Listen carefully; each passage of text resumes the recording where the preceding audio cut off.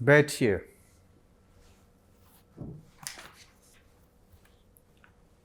गोपाल, आपने ध्यान दिया होगा कोविड से संबंधित जो बचाव के एहतियात हैं वो हम बरत रहे हैं, इसलिए आपकी कुर्सी दूर रखी गई है कि आप सुरक्षित रहें। मास्क भी पहन के बैठ रहे हैं, लेकिन बातचीत करने में सुविधा होती है, आई फॉगिंग भी होती है, तो मास्क मैंने हटा लिया है, आप चाहें तो आप भी हटा सकते हैं। ठीक है। बोर्ड के सदस्यों के सामने अपना परिचय प्रस्तुत करें। जी, मेरा नाम गोपाल सिंह है। मैं बाड़मेर ज़िले के भादरेस गांव में मेरा जन्म हुआ और बालोतरा में मेरी प्राथमिक माध्यमिक शिक्षा बालोतरा में हुई। उसके बाद फिर जैसे आईआईटी की कोचिंग के लिए, आईआईटी में एंट्रेंस की कोचिंग के लिए मैं कोटा में गया।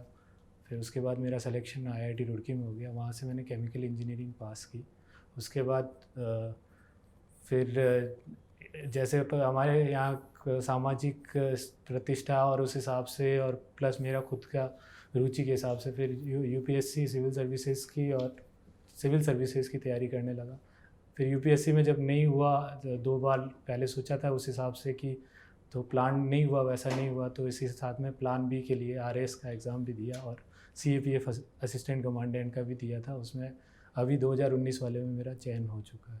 अच्छा, सीएपीएफ में आपका हो गया है? जी सर। ज्वाइन नहीं कर लिया है? नहीं सर, अभी ज्वाइनिंग नहीं आई है, कोविड की वजह से वो थोड़ा लेट हो चुका है। सिर्फ रिजल्ट आया है? जी सर। तो सीएपीएफ की सेंट्रल गवर्नमेंट की नौकरी तो अच्छी है। जी सर। तो अगर आरएस में हो जाता है तो कहाँ ज्वाइन करने जाएंगे? आरएस करेंगे? आरएस को ज्वाइन करना चाहूँगा। पहला तो ये है कि गृह राज्य है मेरा। या फौज में जाने से डर तो नहीं लगता? नहीं सर, दूसरा ये होगा कि मेरी वाइफ भी आरएस अलाइड सर्विसेज में है। अच्छा। ज्वाइन यहाँ जोधपुर में है पोस्टेड, तो हम दोनों का जो वर्क लाइफ और पर्सनल लाइफ, उसका ज़्यादा अच्छा बैलेंस इसमें हो पाएगा इसलिए। लेकिन केमिकल इंजीनियरिंग तो बहुत अच्छा है, आजकल तो केमिकल इंडस्ट्री बहुत तेज़ी से प्रगति कर रहा है। जी सर। आपने 2015 में ही पास किया। जी सर। तो आपको केमिकल इंजीनियर के रूप में नौकरी नहीं मिली? सर, जब आईआईटी के लिए वो तैयारी कर रहे थे उस समय केमिकल इंजीनियरिंग तो जैसे काउंसलिंग के समय उस समय इतनी समझ नहीं होती है, तो भर दिया था। उसके बाद में जब वहाँ पे गया तो मैं अपने आप को एज ए केमिकल इंजीनियर इतना अच्छा समझ नहीं पाया कि मैं कर पाऊँगा उससे अच्छा, तो इसीलिए मैंने फिर वापस जब पास आउट किया तो ग्रेजुएशन हो गया, उसके बाद में इस तरफ आ गया। तो आपको लगा कि गलती हो गई? 4 साल वैसे ही निकल गए? नहीं, वहाँ पे साइंटिफिक टेम्परामेंट, वहाँ का कॉलेज का जो वहाँ का वातावरण है, उसकी वजह से मैंने बहुत कुछ सीखा है। But as a chemical engineer मैं उतना अपने आप को नहीं प्रूव कर पाता जितना मैं सोचता हूँ कि अब। अच्छा, एक थोड़ी सी केमिस्ट्री वाली बात बताइए। केमिकल इंजीनियर आप हैं वैसे भी, वेनेडियम का जो इलेक्ट्रॉन कॉन्फ़िगरेशन है, जी सर, वो आप बता सकते हैं? नहीं सर। नहीं बता सकते? नहीं सर। अगर मैं उसका एटॉमिक नंबर आपको बता दूँ तो बता सकते हैं? अब अभी वो उस एटॉमिक नंबर मान लीजिए 23 अगर किसी एलिमेंट का हो, तो पहले शेल में तो 2 ही रहेंगे। 2 रहेंगे, उसके बाद 8 आएंगे, 10 हो गए। उसके बाद 8, उसके बाद ठीक है 18 हो गए। कितने बचे? फिर 23 है, 5 बचे। तो 5 को कैसे अरेंज करेंगे? 5 चौथे शेल में चला जाएगा। ठीक है। और सही याद नहीं है अभी केमिस्ट्री का। नहीं, ठीक है वैसे ही जाएगा। उसके ठीक बाद आता है क्रोमियम। जी सर। जिसका 24 होता है एटॉमिक नंबर। उसका क्या होगा? उसका वो सेल कंप्लीट हो जाएगी, 2 पीस सेल कंप्लीट हो जाएगी। अंतिम शेल में एक और बढ़ जाएगा। जी सर। लेकिन वो तो होता है, लेकिन सब शेल्स में जो डिस्ट्रीब्यूशन होता है उसमें थोड़ा अलग है। जी सर, वो तो स्पिन के अकॉर्डिंग होता है सर। अच्छा, स्पिन। हाँ, वही मेरे को समझाइए कि सब शेल में एलोकेशन कैसे होता है। चौथे सब शेल में वेनेडियम में 4 इलेक्ट्रॉन हैं और क्रोमियम में 5 हैं। जी सर। कैसे होगा? मतलब 5 है वेनेडियम में, 6 है क्रोमियम में। तो 6 में जहाँ तक मुझे ध्यान है तो वो पी में चला जाएगा। पी ग्रुप में 6 इलेक्ट्रॉन्स जाएंगे तो वो कंप्लीट हो जाएगी सेल, तो वो ऐसा हो जाएगा। अच्छा, वो आपको याद नहीं है? याद नहीं है सर। ठीक है। आपका फॉर्म देख रहे थे, आप संस्कृत पढ़ रहे हैं आजकल? जी सर, ऑप्शनल संस्कृत लिया सर। अच्छा, वेरी गुड। तो अभिज्ञान शाकुंतलम पढ़ा होगा? अभिज्ञान शाकुंतलम वो पढ़ा नहीं, बट हाँ उसका चौथा अंक जो हमारे सिलेबस में है वो। नहीं, चौथे अंक से सवाल नहीं है मेरा, तो बहुत सिंपल सवाल है। शकुंतला किसकी बेटी थी? शकुंतला वैसे तो कर्ण ऋषि की मानस पुत्री थी, और बायोलॉजिकल डॉटर किसकी थी? बायोलॉजिकल डॉटर अप्सरा का नाम याद नहीं आ रहा उनका, और मुझे याद नहीं आ रहा है सर। नहीं, हाँ, माँ का नाम, बाप का नाम दोनों। उर्वशी, अगर हाँ, मैं माताजी का नाम तो उर्वशी है, पिताजी का नाम? पिताजी का नाम अगर मैं सही याद कर पा रहा हूँ तो शायद विश्वामित्र। विश्वामित्र, सही याद कर रहे हैं। उनके पुत्र का क्या नाम है? शकुंतला के पुत्र का नाम? सर भरत। वही भरत जिनके नाम पे इस देश का नाम भारत है। जी सर। तो हम लोग भारत पुत्र को इतना याद रखते हैं, शकुंतला को उतना याद क्यों रखते हैं क्या? जिस तरह से दुष्यंत ने शकुंतला को भुला दिया, जी सर। क्या हम पूरे हिंदुस्तान वालों ने भी शकुंतला को भुला दिया?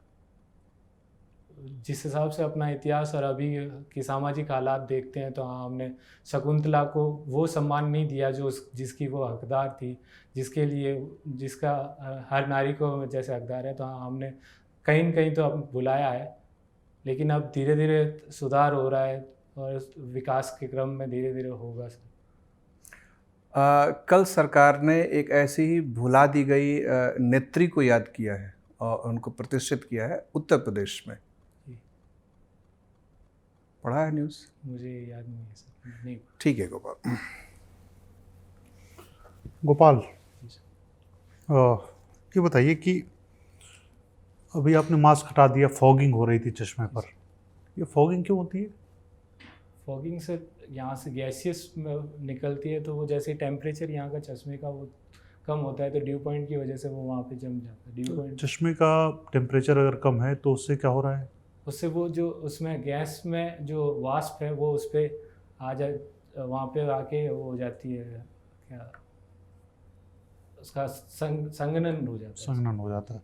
अच्छा, फॉग और मिस्ट एक ही चीज़ है, दोनों अलग अलग है? अलग है सर। क्या क्या है?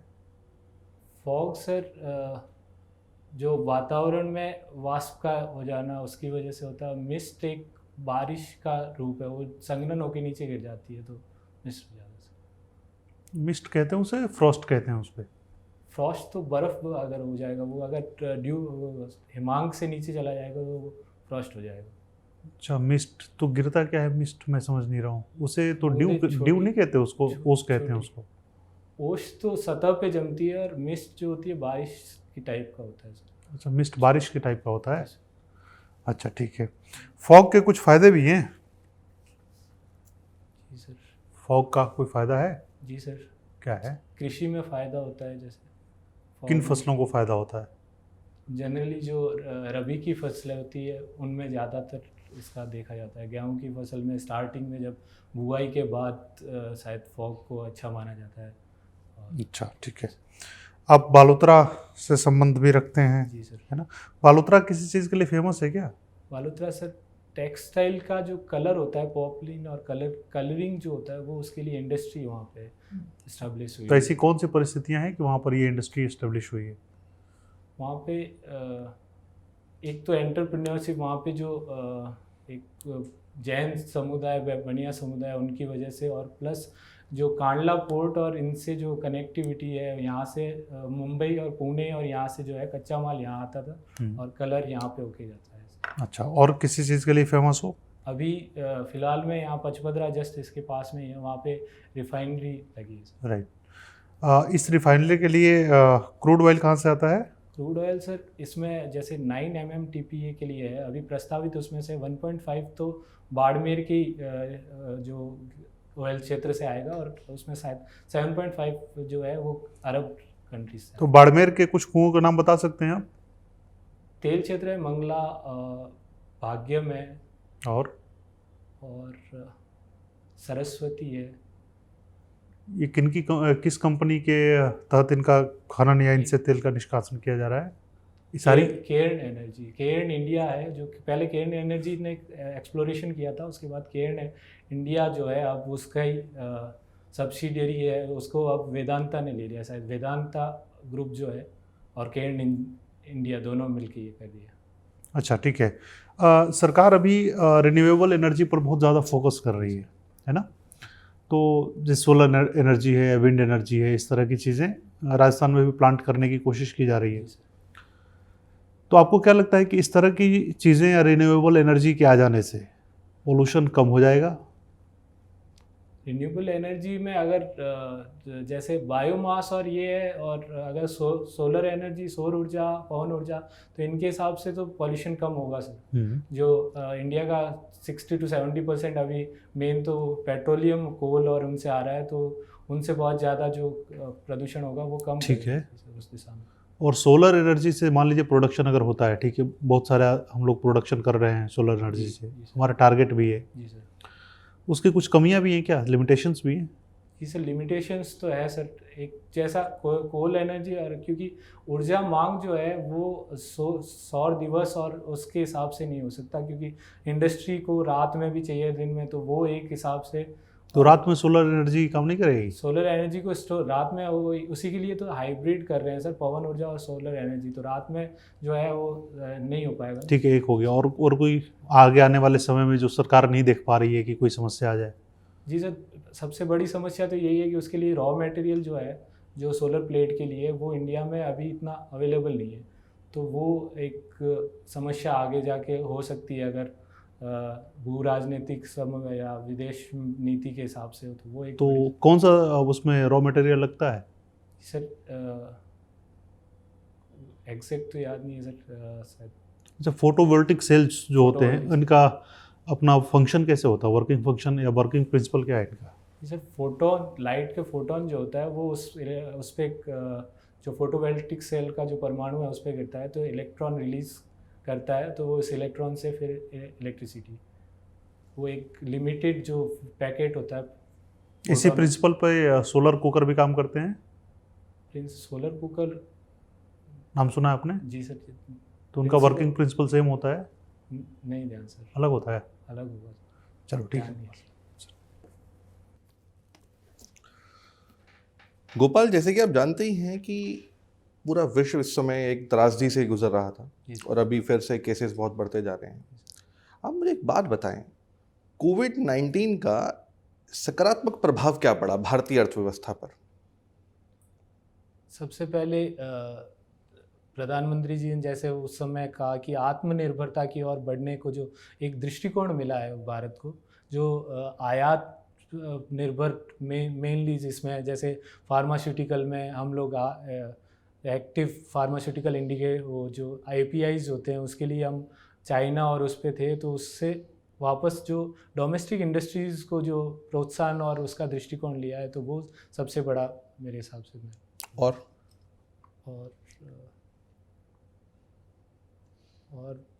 फार्मास्यूटिकल और हेल्थ सेक्टर में जो है सरकार का अब जो पहले ध्यान नहीं था, अभी इस बार बजट में भी उसको बढ़ा के वह 137% बढ़ा के, तो उस और स्वास्थ्य की जो सामाजिक कॉस्ट जो है वो अभी पता चली है एक हिसाब से, उस हिसाब से तो सरकार जो है स्वास्थ्य क्षेत्र में बहुत ज़्यादा निवेश कर रही है।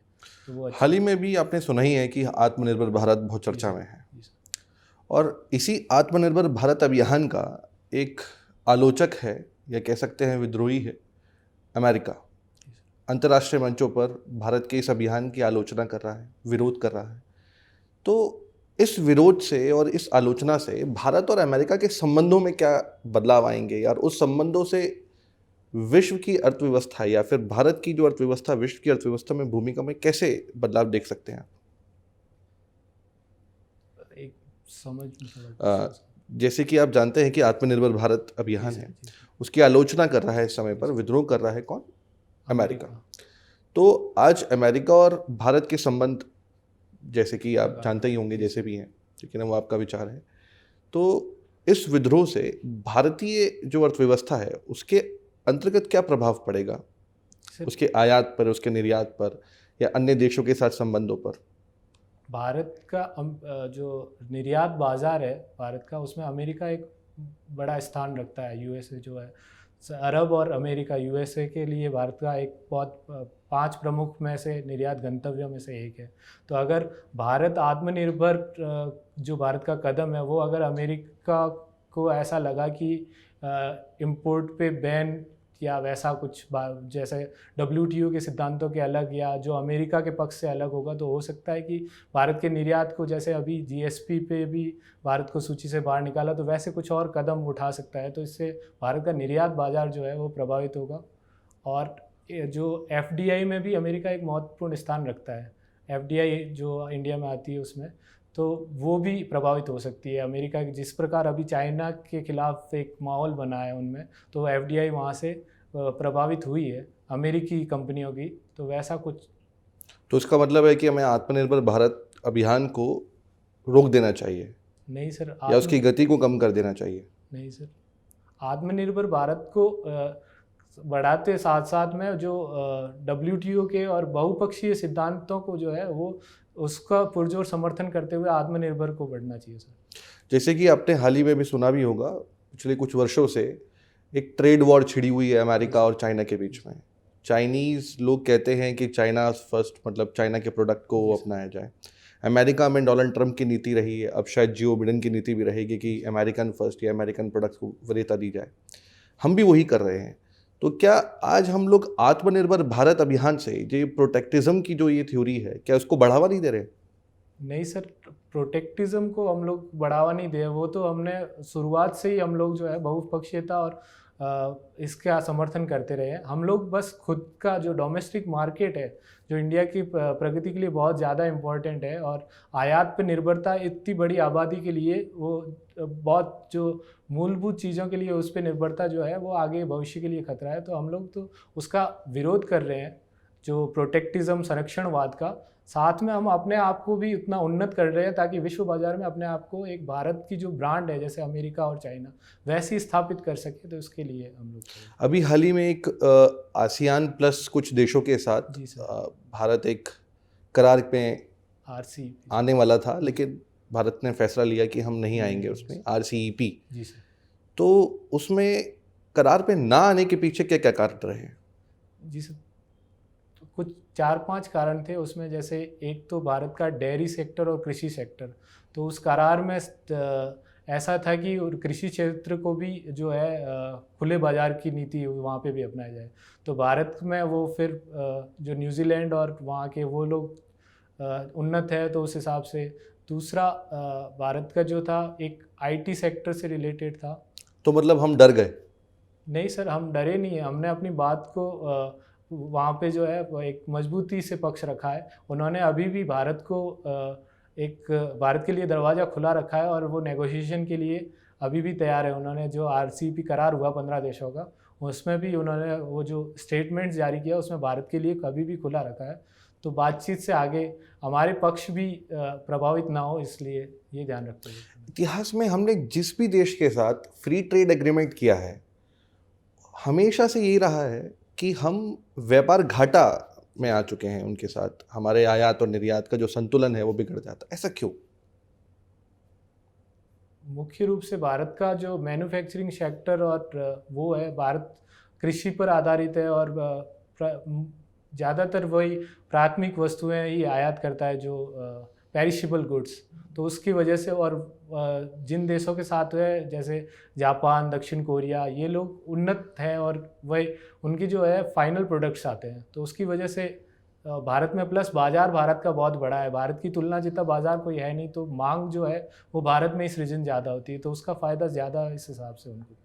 चलिए राजस्थान आ जाते हैं। एक बार एक सवाल आपसे आखिरी, मान लेते हैं कि आप प्रशासनिक सेवाओं में जा चुके हैं और मुख्यमंत्री के बड़े करीबी हैं, और वो कहते हैं कि गोपाल, आपके बाड़मेर शहर में हम कुछ निवेश या फिर कुछ प्रोजेक्ट लगाना चाहते हैं, और वहाँ एक बहुत बड़ी समस्या है कि पलायन होता है युवाओं का पढ़ाई के लिए, नौकरी के लिए। तो किस क्षेत्र में आप उनको निर्देश देंगे या फिर उनको एक सलाह देंगे कि आप इस क्षेत्र में आप निवेश कीजिए, या फिर किस तरह का विकास वहाँ पर संभव है? उस क्षेत्र में मुख्यतः जो अर्थव्यवस्था है वो, क्योंकि कृषि वहाँ पे उन्नत नहीं है, और अभी जो उद्योग लगा है पेट्रोलियम और वो सब जो उद्योग है, तो वहाँ के युवा में स्किल्स नहीं है। वहाँ वो तो बाहर के लोग ही आके उन उद्योगों में भी जो तो वहाँ के लोगों को फायदा कुछ नहीं हुआ। रोजगार जो है उतना नहीं मिल पा रहा है। तो इसीलिए स्किल्स के लिए जो एक कभी मुख्यमंत्री जी ने इसी बजट में जो इंजीनियरिंग कॉलेज पेट्रोकेमिकल आधारित तो उस पर एक ब्रांच भी खोली है, तो वो उसको और बढ़ावा देने के लिए मैं। तो क्या उस कॉलेज में क्षेत्र के लोगों का आरक्षण है कुछ? नहीं तो उसमें तो सभी पढ़ेंगे, हिंदुस्तान का कोई भी व्यक्ति उसमें पर जाकर एडमिशन ले सकता है। फिर भी वहाँ के लोग, स्थानीय लोग जो है, क्योंकि कॉलेजेस अगर हर जगह उपलब्ध होंगे तो ज़्यादातर स्थानीय लोग उसकी शिक्षा का फायदा उठा पाएंगे। चलिए। गोपाल, सरकार अनौपचारिक रूप से राम मंदिर के निर्माण में काफ़ी उत्साह दिखा रही है। सरकार जी सर। अयोध्या में राम मंदिर के निर्माण में अनौपचारिक रूप से, अनऑफिशियली उत्साह दिखा रही है। क्या आपको लगता है कि भारत के वर्तमान संविधान के साथ ऐसी नीति संगत है? जी सर, वर्तमान संविधान यही तो कहता है कि सर्वधर्म समभाव। आप जो पश्चिमी विचार है उसके विपरीत है। पश्चिमी विचार जहाँ राजनीति को धर्म से बिल्कुल अलग कर देते हैं, वहीं पे ये सर्वधर्म समभाव होना चाहिए। तो राम मंदिर के साथ साथ अगर जो दूसरा वाला जो बाबरी मस्जिद का जो भूमि आवंटन और उसमें भी अगर सरकार तेजी दिखाए तो ये संविधान के सम्मत ही होगा। तो क्या सरकार उतना ही उत्साह दिखा रही है दोनों में? सर, सर्वधर्म समभाव वाली बात दिख रही है? सर अभी अनौपचारिक रूप से तो सर कुछ कह नहीं सकते ना सर। औपचारिक रूप से तो सरकार दिखा ही रही है सर। अच्छा, ठीक है। तो आपको लगता है कि उस फ्रंट पे हमें ज़्यादा चिंता करने की ज़रूरत नहीं? जी सर। ठीक है। इतिहास की किताबों को फिर से लिखने की कोशिश की जा रही है। कहा भी जाता है कि विजेता ही इतिहास लिखते हैं। तो क्या लगता है कि इतिहास की किताब को ख़ासतौर पे राजस्थान को ध्यान रखते हुए किस तरीके से लिखा जाना चाहिए? इतिहास के पहलू जो है वो अलग अलग हो सकते हैं। किसी की दृष्टिकोण जैसे वो अलग अलग है, तो सभी दृष्टिकोण को, अलग दृष्टिकोण जो है उनको भी जगह देते हुए पूरा ताकि पाठक खुद उसमें अपने आप को जज कर सके कि क्या हुआ है। दोनों पक्ष को लिखना चाहिए, जो पक्ष और विपक्ष दोनों को लिखते हुए पढ़ना चाहिए। मतलब आलोचनात्मक मूल्यांकन करते हुए। मूल्यांकन, हाँ सर। जो कमज़ोर पक्ष है उसको भी उजागर करें, जो मजबूत पक्ष है जी सर, उसको भी उजागर करें। ठीक है। तो अब ये बताएं कि बाबर को कहा जाता है कि बाबर को इनवाइट करने में एक राजस्थान के शासक का योगदान था। क्या ये तथ्य वाकई प्रमाणिक तथ्य है? जी सर, कुछ इतिहासकार मानते हैं कि राणा सांगा ने जो है बाबर को आमंत्रित किया था, और कुछ इतिहासकार, राजस्थान के इतिहासकार कुछ ये भी मानते हैं कि बाबर जब आए थे तब राणा सांगा ने उनको सहायता नहीं दी थी वो जो मांगने पर, तभी उन्होंने वापस युद्ध किया है। बाबर का जो है वहाँ अपने क्षेत्र से यहाँ तक वो उनका कबीलाई ग्रुप जो था वो वैसे ही आना तो था, उनको आक्रमण करना वो उनका खुद का था। कुछ यही मानते हैं, कुछ मानते हैं कि हाँ। आपको क्या लगता है अगर इस तथ्य को दोबारा लिखना हो किताब में तो क्या लिखा जाना चाहिए? इस तथ्य पे जैसे वहाँ ऐतिहासिक स्रोत जो है बाबरनामा के अलावा भी जो स्थानीय स्रोत है उनके हिसाब से दोनों पक्षों को लिख देना चाहिए, तो पाठक पे छोड़ देना चाहिए कि हाँ दोनों। क्या लिखा जाए कि राणा सांगा ने बाबर को बुलाया कि नहीं बुलाया? जो स्रोत की जिन स्रोत में लिखा गया है कि राणा सांगा ने उसका रेफरेंस देते हुए लिख देना चाहिए कि ये स्रोत वो बोलते हैं, और बाकी वाले जो स्रोत बोलते हैं कि बाबर जो है खुद से आया, तो वो दोनों मेंशन कर दे ताकि पाठक वो अपने आप वो कर ले। अच्छा, अभी राजस्थान में कई कंट्रोवर्सी हो गई है कुछ ऐतिहासिक घटनाओं को लेकर। जी सर। कुछ लोग कहते हैं कि राणा प्रताप हल्दी घाटी लड़ाई में जीत गए, कुछ लोग मानते हैं कि नहीं वो हार गए। इस तरह की घटनाओं को कैसे याद किया जाए? एक राणा प्रताप जो है वो राजस्थान के लिए एक गौरव की, और वो राजस्थान क्या पूरे हिंदुस्तान राजस्थान के लिए और पूरे हिंदुस्तान क्या पूरे विश्व के लिए गौरव की है। तो उनकी जो इतिहास है, जो युद्ध की परिणाम जो जैसे रहे हैं, जैसे कि राणा प्रताप ने उसके बाद वो युद्ध में छोड़ के भाग गए, परिणाम रहित रहा था वो, और जो मुगल सेना ने वहाँ का क्षेत्र हथिया लिया था। पर उसके बाद जो राणा प्रताप ने वापस दिवेर के युद्ध से स्टार्ट किया था। तो जैसा है इतिहास में अगर उसी तरह मेंशन किया जाए तो अच्छा रहेगा। तो वो वरना अगर हल्दी घाटी जीतने के बाद तो दिवेर की जो युद्ध की जो कहते हैं थर्मोपोली का या वैसा कुछ कहते हैं मैराथन, तो वो उसकी महत्ता भी घट जाएगी और राणा प्रताप को भी सही तरह से हम आंक नहीं पाएंगे। आप ने राजस्थान के मुख्यमंत्रियों के कार्यकाल देखे होंगे। सबसे लंबे समय तक किन्होंने मुख्यमंत्री का दायित्व संभाला है? जी सर, मोहनलाल जी सुखाड़िया सर। अच्छा, कब से कब तक थे वो मुख्यमंत्री? उन्होंने 17 साल किया था और एग्जैक्ट डेट तो मुझे याद नहीं है सर। ठीक है गोपाल, आपसे बातचीत करके अच्छा लगा, आप जा सकते हैं।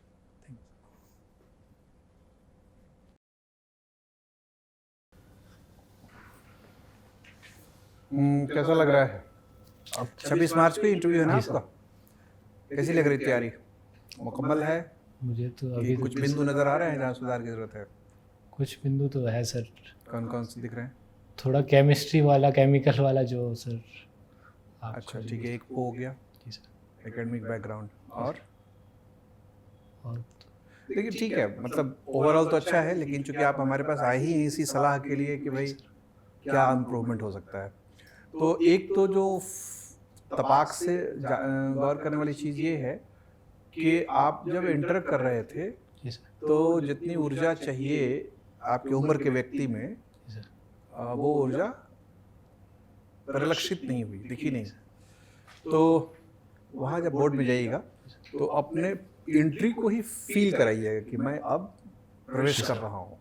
तो फील कराने का सबसे अच्छा तरीका है कि बुलंद आवाज में बोले मे आई कम इन सर, वहाँ पर साफ सुनाई पड़े।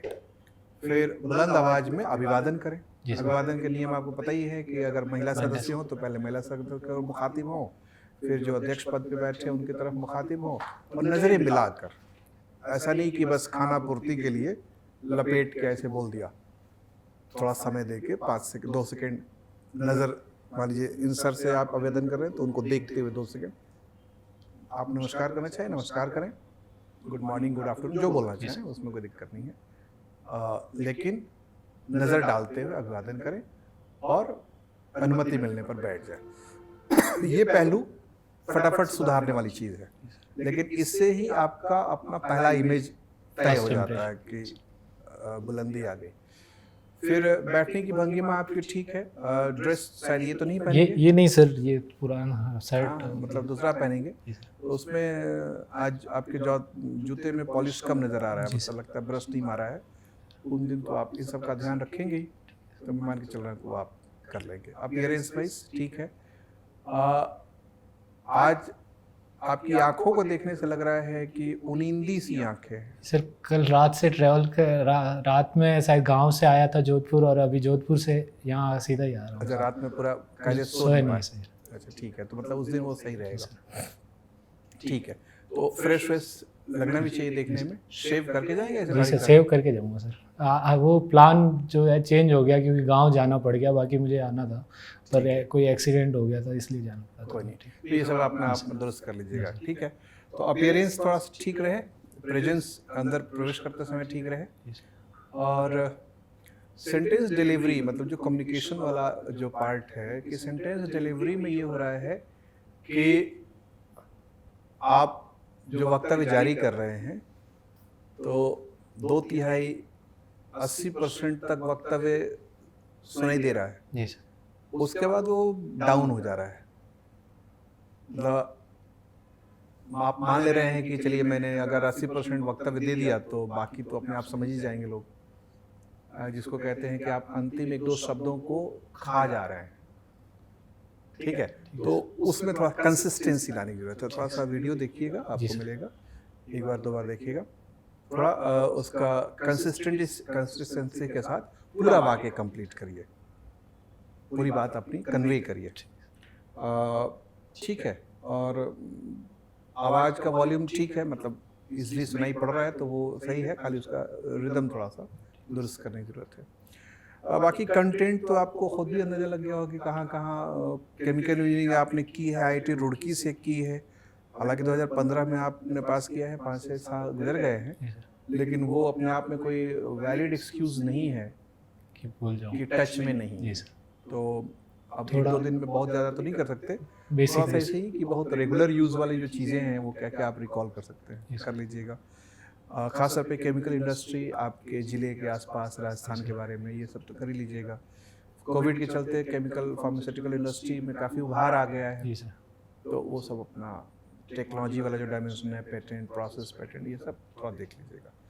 लोकल जितने भी राजस्थान के बारे में है सब अपना देख लीजिएगा। तो कंटेंट मैं मान के चल रहा हूँ कि आप अगले 2-3 दिन में जितना भी कर सकते हैं वो आप करेंगे ही। जी। बाकी सब ठीक है। ओवरऑल प्रेजेंस आपका अच्छा है। आप जिस तरीके से आपका की भंगिमा है, आप लग रहा है कि एक सिंसियर आदमी है और आपको दायित्व दिया जाएगा तो आप गंभीरता से उसको निभाएंगे। ये एक इम्प्रेशन जो आप छोड़ रहे हैं ये सकारात्मक है। थैंक बस इस इम्प्रेशन को और थोड़ा कॉन्क्रेटाइज करने की जरूरत है। ठीक है, all the best. You sir. Thank you.